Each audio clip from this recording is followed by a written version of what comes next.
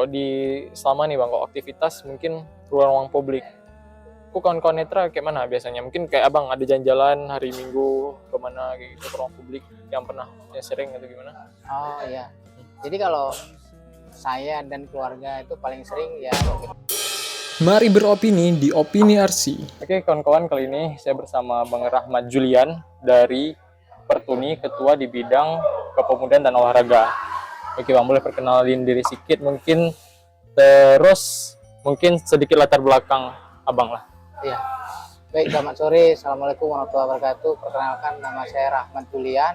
Saya kebetulan bergerak di bidang organisasi Persatuan Tunanetra Indonesia Provinsi Aceh atau DPD Pertuni Provinsi Aceh di Biro Kepemudaan dan Olahraga. Kegiatan saya sehari-hari membuka pijat dan refleksi di daerah Berawi. Mungkin sedikit saya mau cerita. Saya mengalami disabilitas netra ini sejak tahun 2019 akibat sakit yang saya derita. Mungkin sakitnya saya bisa sebutkan yaitu diabetes mellitus tipe 2. Tipe 2. Kalau beda-beda tipe itu apa tuh bang? Beda-beda tipenya itu dia ada DM tipe 1 sama tipe 2. Kalau tipe 1 tuh biasanya mengarah ke ginjal. Oh, ke ginjal ya. Kalau tipe 2? Tipe 2 tuh ada yang mengarah ke kayak saya, saraf mata, terus paru-paru. Oh gitu. Menyerang lah pokoknya pembuluh darah tepi gitu kan. Oh. Tapi yang biasa sering kita alami di lapangan itu DM tipe 2. Oh, itu sering kedua. Nah, gitu. Tadi dari ya. Ada riwayat dari orang tua juga. Ya, faktor genetik dari orang tua ya. Kebetulan almarhumah ibu saya itu penderita diabetes tipe 2 dan 6 kali lebih berisiko faktor genetiknya itu seperti saya. Oke. Jadi kalau misalnya tadi bang, kita ngomongin sempat kebutuhan gula orang gitu kan. Iya. Tadi salah satu yang menyumbang itu dari minuman tadi bang. Dari minuman yang berlebihan kadar gulanya ya. Terus kemudian makanan, konsumsi ya seperti yang kita tahu kan kalau orang Aceh itu kan hobi makan nasi. Ya mohon maaf saya karbohidrat itu tinggi ya. Ya. Gula. Mohon maaf saya bilang kadang ada yang mengkonsumsi yang mie pakai nasi lagi gitu. Oh ya. Kadar gulanya sangat tinggi. Sangat tinggi tuh bang. Nah, begitu. Terus kemudian mungkin pola hidup orang Aceh mungkin yang suka manis-manis ya. Nah, begitu. Terus kemudian mungkin terlalu ini ya mungkin kulturnya orang Aceh kan mungkin bahkan ada yang sehari sampai 3-5 kali ngopi dalam sehari. Jadi kadar gula yang mereka konsumsi sudah terlalu banyak. Iya, itulah kurang lebih sebenarnya penyebab itu bang. Kalau iya. Dan resikonya tadi sampai 6 kali ya? Iya, 6 kali. Emang kadang-kadang awareness kita juga mungkin nggak banyak yang ngomongin, maksudnya kadang-kadang kan kayak kita mungkin ada juga kayak dulu nenek kena sakit kan, diabetes juga, cuman nggak tahu apa jenisnya sama macam. Iya. Jadi memang seharusnya udah lebih jaga-jaga. Iya. Tapi kalau misalnya kita nih bang, misalnya nih nenek misalnya kan udah kena diabetes, anaknya mungkin nggak diabetes, anaknya yang cucunya tuh bisa kena nggak? Bisa. Oh bisa juga, berarti ada risikonya juga. Nah, itu karena pola hidup yang mungkin zaman sekarang kita bilang junk food, stres, pikirannya, pemicunya di situ. Pemicu paling besar makanan atau stres? Makanan dan stres. Itu memang dua faktor yang paling dua faktor itu. Okay. Itu mungkin konsumsi, mohon maaf, rokok ya. Oh rokok tuh juga? Juga berpengaruh. Kok bisa bang? Maksudnya kan ada kadar gulanya dah. Bukan kadar gula, nikotinnya itu. Oh nikotinnya pengaruh dah. Nikotin gitu. Okay. Kalau dari ini bang, kawan-kawan netra yang ada di sini, mungkin boleh cerita juga, mungkin kebanyakan kawan-kawan netra tuh kerja di mana, habis itu mungkin sehari-harinya ngapain? Oh. Kawan-kawan netra lebih. Jadi kalau kawan-kawan netra itu ada sebagian yang mereka bekerja hampir kita bilang 80%, 90 ya, kerja sebagai pemijat dan refleksi. Ada juga yang kategori low vision tuh mereka bekerja berdagang, ada yang jadi tenaga pengajar.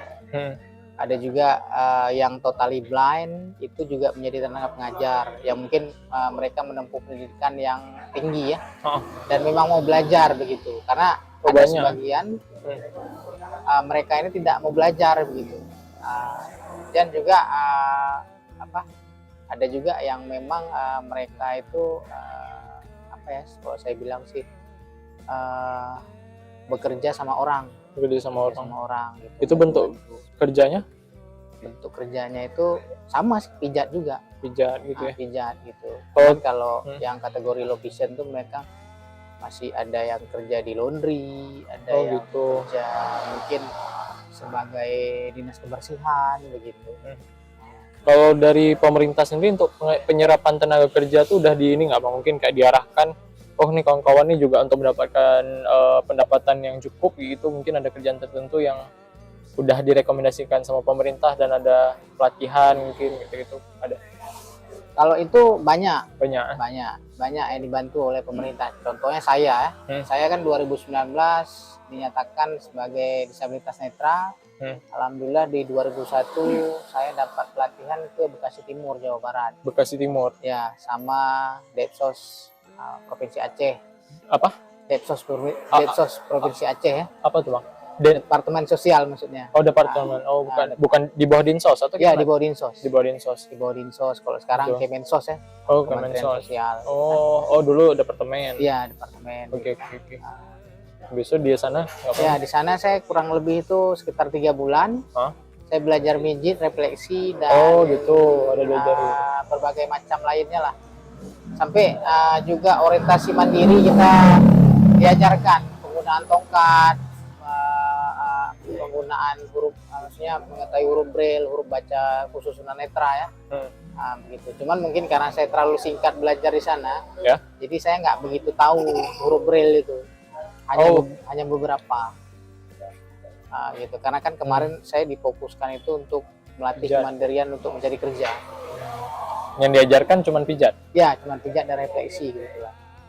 Gitu. Memang untuk lain-lainnya ada diajarkan tapi hanya sedikit. Abang kok bisa mendapat kesempatan tuh Bang? Kan maksudnya 2019 langsung dibawa. Ya, jadi saya itu dikenalkan sama seorang pengurus DPC Kota Banda Aceh, Bapak M. Nur Abdullah. Sekarang beliau menjabat sebagai sekretaris DPD Petuni Aceh. Jadi waktu itu saya diperkenalkan, kebetulan memang ada kuota untuk saya ikut pelatihan di Bekasi. Gitu. Jadi saya dikirim dari sana. Waktu itu kalau nggak salah saya tuh ada 5 orang. Dari Aceh, Banda Aceh. Cuman yang terbang ke sana dinyatakan bisa terbang cuma 3. Karena 1 orang lagi mengundurkan diri karena tidak diberikan izin oleh keluarga. Terus 1 orang lagi itu positif COVID. 2 iya emang. Ya. Itu akhir tahun berarti yang? Ya, akhir tahun 2021. Akhir tahun 2021 dari. Oh, itu bukan 2019, berarti bukan. 2021. 2021. Karena saya bergabung di Pertuni itu di tahun 2021. Oh, bukan dari 2019. Karena di 2019 itu kan fase ya. Saya dari bulan 1 ke bulan 12 itu penurunan penglihatan. Saya di situ berobat tapi nyatanya memang tidak bisa sembuh. Sudahlah. Saya juga pernah mengalami yang namanya fase-fase, ibaratnya kita bilang jatuh dari kehidupan. Yang pernah sempat menarik diri, tidak mau ketemu sama orang lain gitu kan. Mungkin sedikit saya cerita. Boleh. Dulunya saya berprofesi sebagai nakes, tenaga kesehatan. Oh, Abang, berarti kalau ini gelar apa sekarang, Bang? Gelar saya ahli media keperawatan. Ahli media. Oke. Cuman di samping itu juga dulu saya sempat sekolah lagi, tapi nggak lama ya, setahun ngambil profesi di bidang keperawatan bedah atau keperawatan luka modern. Keperawatan luka modern. Mungkin di Banda Aceh ini banyak tuh perawatan luka modern yang buka klinik ya. Memang khusus menangani orang-orang dengan pasca operasi, pasca luka amputasi, pasca sesar gitu kan, dan berbagai memang pos operasi lainnya. Itu bedanya dengan dokter selama macam itu gimana Bang? Nggak mengerti juga di itu gimana? Bedanya kita nih sebagai ibaratnya asisten dokter bedahnya dokter. Yang tadi kalau misalnya dokternya dokter Berbedah. organ dalam, bedah misalnya. Ya, gitu kan. Jadi abang jadi ininya. Ya, pendamping, jadi begitu kita dia selesai dibedah oleh dokter, kan dia harus ada penanganan intensif tuh, ya, untuk untuk menangani lukanya. lukanya. Oh iya, Jadi kerjaan kami seperti itu. Jadi bisa sembuh sampai hilang Iya. itunya bekasnya. Ya. Jadi ibaratnya itu kita merawat luka di rumah, home care ya, atau Masuk ke kecantikan juga berarti nggak? kalau kecantikan lain. Tapi dia menyamarkan itu, Ya, menyamarkan luka sama macam. Iya, iya. Maksudnya ada kaitannya berarti ke kecantikan Ada juga? kaitannya, cuman kalau untuk kecantikan mungkin kita harus konsultasikan ke dokter kecantikan atau Dokter kulit ya? dokter kulit. Oh gitu. Gitu. Berarti memang ini ya, memang saling itu dia bang? Ya, saling Hubungan, ya? kontribusi lah kita bilang. Antara dokter ini. Ya bang, lulusan di mana? Saya lulusan Loksmawe. Unimal? Enggak, kebetulan Akademi Kesehatan Pemerintah Kabupaten Aceh Utara. Oh itu. Ya. Berarti dari Loksmawe. Abang emang ngaruh asli Loksmawe? Saya kebetulan lahir di Loksmawe, besar di Langsa, Bisa terus Langsa. kemudian balik lagi ke Loksmawe kuliah. Oh, berarti asli udah kemana-mana juga bang waktu itu? Iya, udah pindah-pindah. Oke. Ngikut orang tua ya. Kalau yang abang mungkin dari inilah bang dulu, kepemudaan dan olahraga. Iya. Kalau selama ini bang, kegiatan Kongkonetra di bidang abang ini kegiatannya apa aja biasa? Saya begini, saya kan baru diangkat nih. Baru diangkat? Baru diangkat tahun ini. Oh. Saya khususnya fokus nanti di ulang tahun Pertuni ini insya Allah bakal mengadakan MTQ khusus tingkat, kawan-kawan ini? ya khusus kawan-kawan disabilitas netra tingkat provinsi Aceh. Oh, itu program yang biasa dibuat atau gimana? Jadi kebetulan memang diminta saran dari saya. Oh. Diminta saran dari saya dan kebetulan memang ada donatur yang menyokong dana untuk membuat salah satu event besar ini. Gitu. Berarti masih inilah awal-awal bang? Ya masih awal-awal gitu. Saya pun baru terima SK di bulan ini kan, gitu. Karena pembentukannya baru. Kalau dari tantangan inilah bang, tantangan kawan-kawan netra itu apa bang biasanya yang menurut abang terus jadi hal yang paling penting?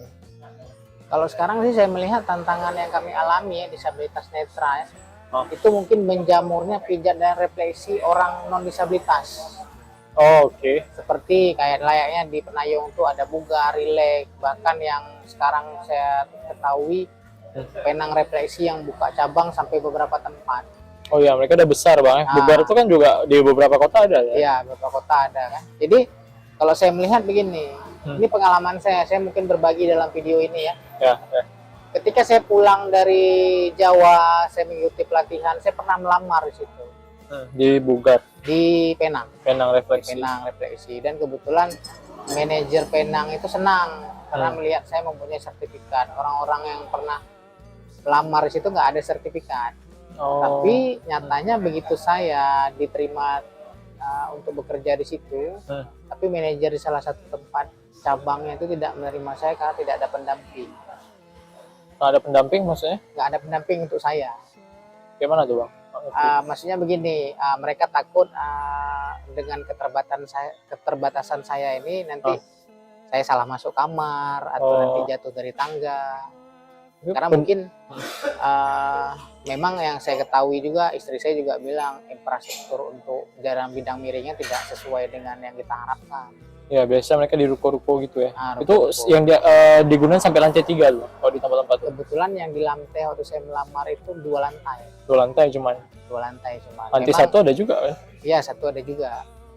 Gitu. Cuman memang alasan mereka seperti itu. Jadi kalau saya pikir hambatannya seperti ini.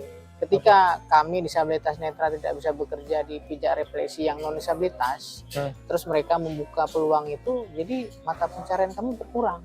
Iya betul. Nah, begitu. Mereka buka dengan ya kita bilang dengan wah lah. Sedangkan tempat refleksi kami mungkin ya ada beberapa teman-teman kita yang buka juga wah, tapi dengan promosi yang mungkin gencar dilakukan mereka, kita keterbatasan dalam artian kata promosi, jadi itu terhambat juga akses kita untuk mendapatkan pasien di lapangan. begitu. Oke. Mungkin mereka menyediakan tuh bersedia dipanggil ke rumah. Kayak saya sekarang saya buka refleksi bersedia dipanggil ke rumah, tapi kan keterbatasan saya nggak bisa mengendari Honda sendiri atau motor gitu. Jadi saya perlu bantuan teman-teman atau Gojek lah kita bilang. Cuman kadang-kadang ketika Gojek itu sibuk juga kita kan terhalang kan. Iya. Begitu. Itu mungkin yang bisa saya kasih pendapat. Jadi harapan saya gitu kan, pemerintah misalnya kalau memang ada di kami yang Regulasi, berkompeten dan mampu memang untuk bersaing, ya kalau misalnya ada penerimaan baik itu di calon pegawai negeri sipil, mohon diinfokanlah pada kami, atau kami bisa membantu berkontribusi.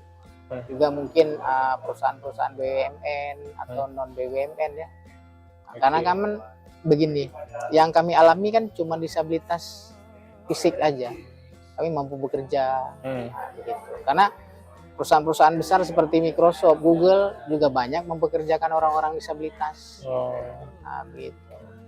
Jadi kami perlu ada peran pemerintah, perusahaan-perusahaan non BUMN dan BUMN untuk bisa menampung kami gitu. Mungkin kok dari pemerintahan bang, menurut abang solusi yang kayak tadi abang bilang sempat PNS, BUMN, itu mungkin bidang-bidang apa yang cocok, yang nyaman kayak gitu kawan-kawan Netra? Ya kalau menurut saya gini, tergantung si disabilitas ini tuh ada kuliah atau tidaknya. Gitu. Misal kita bilang seperti Anas itu kebetulan lagi kuliah di FK Bahasa Inggris. Saudara Lipai. Saudara Lipai. Mungkin ada peluang bagi Anas itu untuk dia bisa menjadi tenaga pengajar seperti kakaknya Kak Cipa yang sekarang ngajar di SLB begitu kan. Dan mungkin bila ada kesempatan dia mungkin bisa tes S2 dan mungkin lolos, jadi dia bisa mengajar mungkin dengan keterbatasan dia. Jadi kita perlu perubahan dan pergerakan untuk Aceh yang lebih inklusif, penyetaraan antara disabilitas dan non disabilitas. Begitu. Kalau abang kita bilang lah dari apa ya, biar lebih mudah kita pahamin keadaan kawan-kawan netra untuk inklusi, kita bilang itu dari range 1 sampai 10 di tingkat apa maksudnya bang keadaan? Kalau saya bilang sih range-nya itu sekarang itu di tingkat 8-9. Oh udah lumayan berarti. Udah lumayan lebih baik berarti. Udah lumayan lebih baik. Karena gini juga didukung juga adanya teman-teman aktivis dari berbagai disabilitas ya, netra, daksa, tuli, dan juga mungkin ada orang-orang tuanya yang mohon maaf anak-anaknya lahir dengan autis, Down syndrome, CP atau cerebral palsy ya. Mereka terus mengencarkan bahwa mungkin mohon maaf saya bilang, saya juga mohon maaf kepada teman-teman semua bahwa mereka yang dilahirkan ini bukan produk gagal yang diciptakan oleh Tuhan. Mungkin mereka lahir dengan keterbatasan mereka, tapi Allah sudah rencanakan dan siapkan mereka dengan keterbatasan mereka. Mungkin di balik keterbatasan mereka itu ada yang tidak dimiliki oleh non disabilitas. Ya. Sebenarnya kok kita telisik lebih apa ya, masuklah lebih dalam lah. Kayak kawan-kawan tuli, karena kebetulan tugas akhir kan mahasiswa arsitek ngambil konsep interior untuk kawan-kawan tuli. Ya. Jadi kan sebenarnya mereka tuh, kalau kita bilang secara rata-rata tuh mereka punya tingkat fokus yang lebih tinggi. Karena mereka nggak mendengar suara-suara di sekitar mereka, lebih fokus. Mereka habis itu visualnya lebih tajam, karena emang secara alami manusia tuh memang Allah ciptain kayak gitu kan. Kalau udah satu indera terganggu, yang lain jadi makin kuat. Iya. Jadi sebenarnya pemahaman-pemahaman kayak gini sebenarnya yang harus dikembangin. Jadi perspektifnya jangan dipakai kacamata orang normal sebenarnya. Iya. Bukan karena kayak mungkin betul gitu kenapa dipasang istilah different ability, disable kan. Karena memang caranya aja yang beda sekarang gitu kan. Iya. Jadi Bang ngomongin tentang tadi ruang tuli kan yang pernah saya jalanin. Nah, kalau selama nih Bang, kalau aktivitas mungkin ruang publik. Kok kawan-kawan netra kayak mana biasanya? Mungkin kayak abang ada jalan-jalan hari Minggu kemana kayak gitu ke ruang publik yang sering atau gimana? Oh iya. Jadi kalau saya dan keluarga itu paling sering ya kalau kita bilang tuh main ke pantai ya, Pantai. atau ke mana gitu kan ya, yang memang ruang publiknya tidak akses terhadap disabilitas. Yang Tidak akses terhadap disabilitas. maksud abang selama ini semuanya tidak akses. Bukan tidak akses, tapi hanya sedikit yang akses. Yang akses menurut abang apa aja bang biasa? Kalau yang akses, kalau menurut saya begini, itu baru beberapa item ya, beberapa item. Mungkin kalau misalnya kita ngomongin bis Trans-Kutaraja kan ada, mungkin haltenya itu sudah ada bidang miring tapi ramnya belum ada. Begitu. Terus kemudian penggunaan tangga dibuat tapi bidang miringnya kadang-kadang ada di berbagai halte itu tidak ada. Begitu. Terus kemudian mungkin kurang edukasi dan penyuluhan terhadap kondektur bis Trans-Kutaraja. Mungkin dia tidak melihat gitu dengan keterbatasan kita, mungkin dia kurang membantu atau memang mohon maaf sibuk begitu karena mungkin rame begitu kan. Sudah. Kemudian mohon maaf juga seperti masjid yang diagung-agungkan oleh orang Aceh, Masjid Raya Baitur Rahman. Saya sempat ngomong sama teman-teman Daksa yang menggunakan kursi roda dan bahkan mohon maaf sekali yang ngesot jalannya ya. Mereka bilang bahwa ketika mereka mau sholat di sana, mereka disuruh untuk sholat di luar. Maksudnya ada kayak gitu? Ada. Karena mungkin mereka susah untuk membawa kursi roda mereka ke atas. Sebenarnya kalau saya pikir begini. Salah. Gimana? Adanya edukasi dan penyuluhan dan aksesibilitas terhadap masjid tersebut. Kalau kita bilang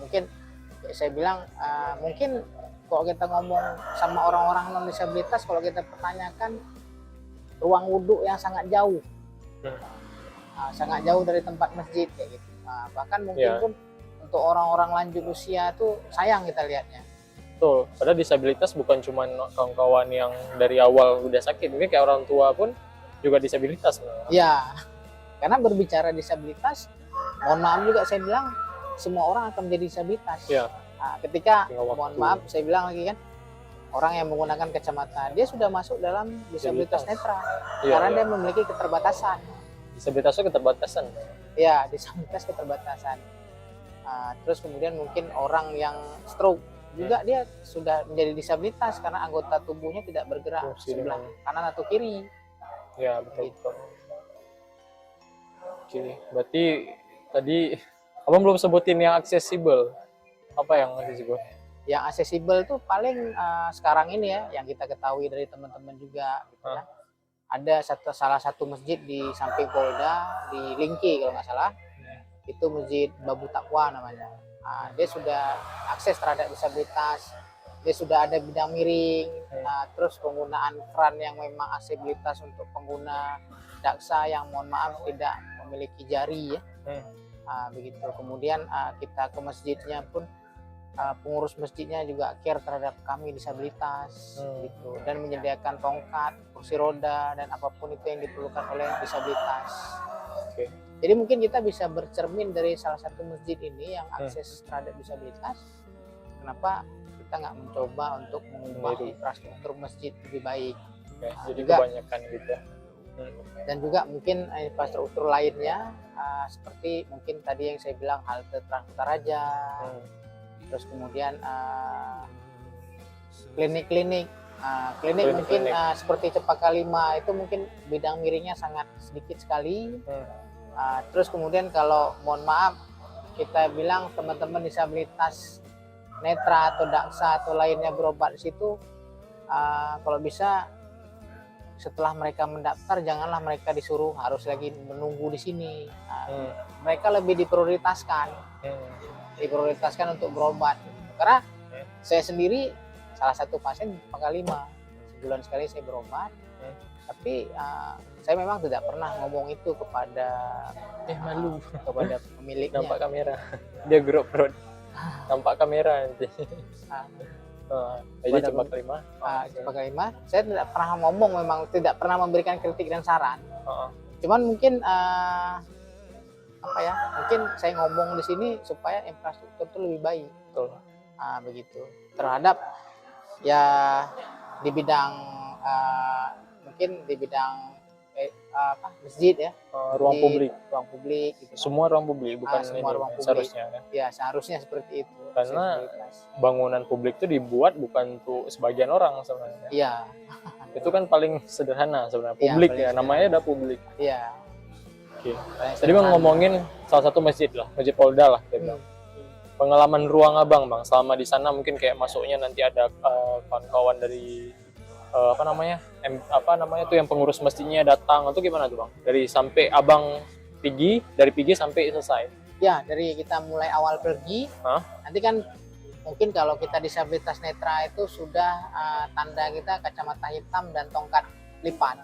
Itu juga biar orang langsung ngerti gitu. Ya, biar orang langsung ngerti gitu kan. Memang sudah memang apa ya? Udah ditanya.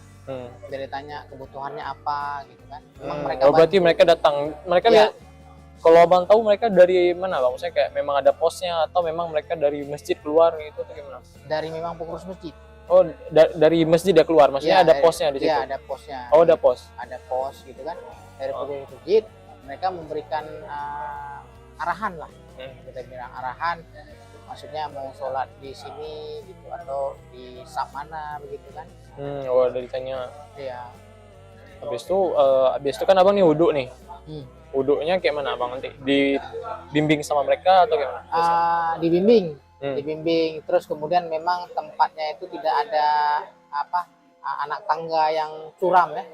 Anak tangga yang curam, memang aksesibilitas. Jadi bidang miringnya dibuat mereka juga tidak licin ya. Tidak licin bertekstur ya. Bertekstur, dia aman buat kita para disabilitas ya. Gitu juga untuk keran airnya yang seperti saya bilang tadi. Mohon maaf, orang-orang yang tidak memiliki jari atau jarinya pendek gitu kan. Jadi bisa menggunakan itu. Kerannya? Kerannya. Jadi kalau kerannya itu model buka kan susah untuk mereka buka kan. Jadi kerannya itu yang kayak di standar di hotel yang tinggal ditarik ke atas. Oh iya. Jadi gitu ya, dibuka ke atasnya. Iya, Kok nggak perhatian? Coba nanti kami kapan-kapan juga nengok. Iya.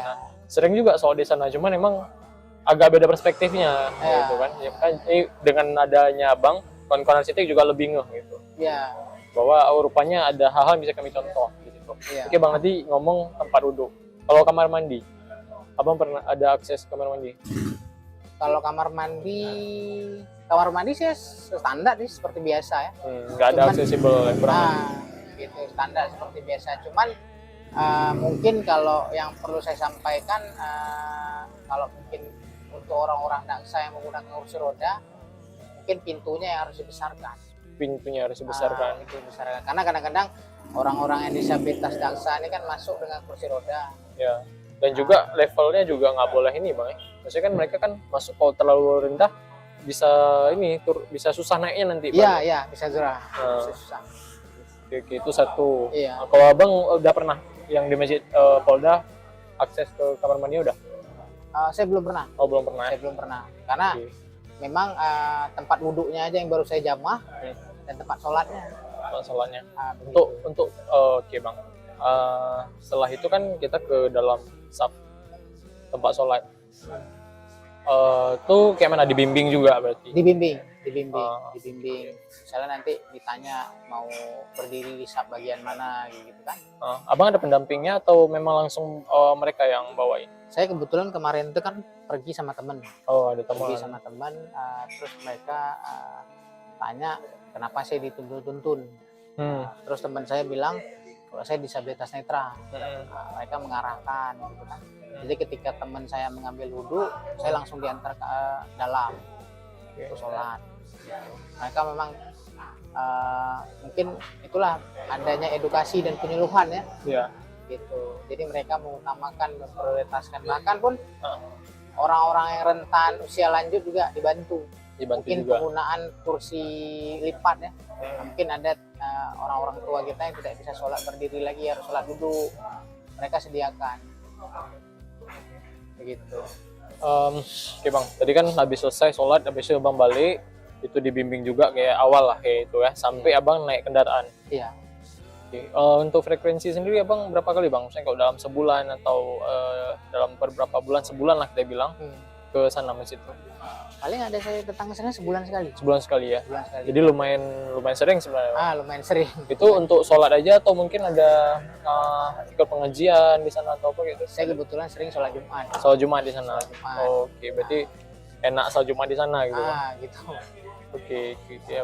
Mungkin aktivitas lain bang, kayak tadi kan. Kalau selain di sana bisa pas sholat Jumat di mana? Atau kawan-kawan yang lain biasanya di mana? Kalau teman-teman netra yang lain banyak sih, ada yang di Masjid Baitur Rahman. Tapi penanganan khususnya nggak ada di sana? Nggak ada. Ya mereka harus bawa penuntun, pendamping gitu kan, untuk mereka bisa akses masuk ke dalam masjid itu. Cuman seperti saya bilang tadi kan, saya yang teman-teman saya yang kursi roda nggak bisa naik ke atas. Betul. Gitu. Di masjid-masjid lain juga ya kayak seperti Oman kan, memang beberapa bidang miring sudah ada, tapi kurangnya edukasi mungkin dari pengurus masjid untuk membantu orang-orang disabilitas. Ya benar, di Oman maksudnya satpam sama macam lebih lengkap sebenarnya. Mereka kok kita nengok lebih ini sebenarnya, lebih siap. Cuman memang mungkin itulah bang penyuluhan ini atau kesadaran ini bukan mereka nggak mau ini, tapi mungkin nggak sadar aja caranya. Memang butuh, mungkin tuh salah satu yang bisa disampaikan juga ke masjid-masjid yang lumayan besar, bang. Ya, memang sedikit saya infokan begini, kita punya program bersama Forum Bangun Aceh ya, PBA. Memang mereka sekarang fokus di pemberdayaan disabilitas. Jadi selama ini saya juga menjadi rekan kerja mereka untuk mengkampanye atau advokasi ke desa, kecamatan di wilayah Aceh Besar ya. Memang karena program kerja mereka di wilayah Aceh Besar. Jadi kayak di desa itu bahkan sampai sekarang ini sudah anggaran pemberdayaan masyarakat disabilitas. Oh, udah ada mereka. Udah ada. Desa udah ada anggarannya. Udah ada. Habis itu kemudian kalau misalnya desa yang dekat dengan pariwisata itu ada pemberdayaan masalah pariwisata. Bentuk kegiatan pemberdayaan atau apapun misalnya dukungan itu apa bang dari desa, maksudnya mungkin abang sarankan apa gitu ke mereka? Jadi kalau saya sarankan seperti yang sudah kami jalani bersama EPA, mereka itu mengikut sertakan disabilitas ini untuk musrembang, musdus, musdes. Itu langkah awalnya dulu. Langkah awal.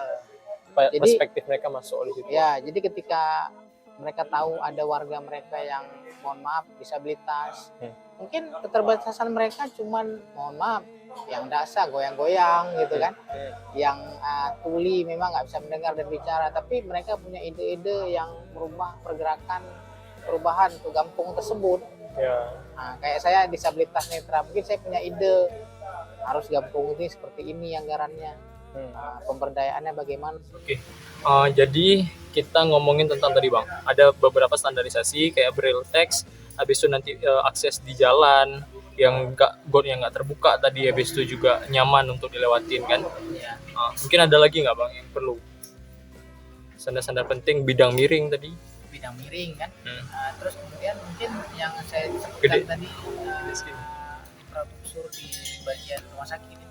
Infrastruktur rumah sakit ya. Infrastruktur rumah sakit yang memadai untuk para disabilitas.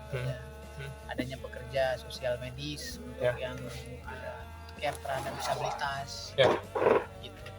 Terus kemudian kalau saya boleh tambahkan juga peran masyarakat. Peran masyarakat terhadap disabilitas ini. Begitu di masyarakat kampungnya. Jadi ketika ada disabilitas yang memang disabilitas netra, daksa dan sebagainya, itu tidak harus mereka dikucilkan. Jadi memang dirangkul untuk mereka memberikan ide-ide kreatif untuk perubahan dan pergerakan kampung tersebut. Tadi kita udah dengar banyak hal lah tentang kongkonetra, perspektif kongkonetra. Nah, mungkin bang, menurut bang, dari kami lah sebagai arsitek, apa yang bisa kami lakukan gitu untuk langkah kecil yang bisa memberikan kontribusi lah. Jadi buat teman-teman yang bergerak di bidang arsitektur ya. Ya. Kalau menurut saya kontribusi yang dapat kalian lakukan itu adalah mungkin merubah tempat sarana dan prasarana umum Ya. menjadi lebih care terhadap disabilitas tentunya. Jadi setiap desain kami itu usahakan selalu melihat perspektif disabilitas. Ya, tepat sekali. Ya. Karena Jadi, tidak hanya disabilitas, kalian juga harus memikirkan orang-orang yang rentan usianya. Bang boleh diulang sedikit orang-orang rentan usia agak gede suara motor. Orang-orang rentan usia tadi Bang. Ya, orang-orang yang rentan usia. Begitu. Juga Jadi, mungkin ramah terhadap anak-anak juga. juga. Karena itu paling penting ya. Karena banyak kejadian kalau tidak ramah terhadap anak-anak kan anak-anak kecelakaan ya. Ya. Kecelakaan juga rawan itu ya. Ya, Bang. rawan. Kalau disabilitas pun juga bisa Ya, jadi ya. kecelakaan. Juga mungkin terhadap ibu-ibu yang sedang mengandung.